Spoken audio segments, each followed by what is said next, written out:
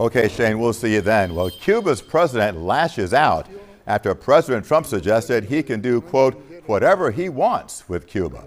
Miguel Diaz-Canel warning on X that any act of aggression will, quote, clash with an impregnable resistance. That message comes as Cubans on the island take to the streets for another night to protest the latest ongoing blackout. CBS News Miami's Yvonne Taylor is your reporter live in Southwest Miami-Dade with more on the latest threat from Cuban leadership. Yvonne. And Jim, just like the Cuban government is using social media to send threats to the Trump administration, the Cuban population is also using social media, but to denounce long nights without electricity. A new pot-banging protest was reported Tuesday night in Santiago de Cuba. Another day marked by people's discontent over the prolonged blackouts and the crisis. According to the Cuban government, 45% of the power has been reestablished in the island. Half of the nation remains in the dark, and more than 150 protests have been held this month. Cuban leader Miguel Diaz-Canel says the crisis is the result of what he calls a ferocious war from the United States. At the end of the day, I think for a transition to occur, Diaz-Canel has to go.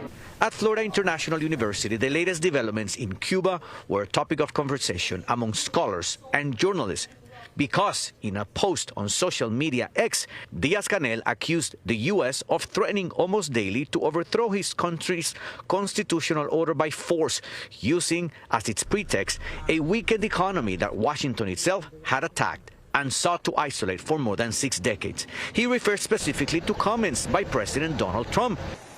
I do believe I'll be having the honor of taking Cuba. I think the United States has been pretty clear that they're not looking to engage with Diaz-Canel. On Monday, Trump told reporters Cuba is a weakened nation, a failed nation. Whether I free it, take it, I think I can do anything I want with it. Brian Fonseca is an international relations professor at FIU. He says the Trump administration no longer believes anything that comes from Cuba. They've said things that they're going to make changes, they're going to open space for private sectors, they're going to look at sort of acquiescing to some of the interests of the Americans without fully going through any type of transformation. Diaz-Canel also wrote on his tweet, faced with a worst-case scenario, Cuba has one guarantee: any external aggressor will encounter an unbreakable resistance.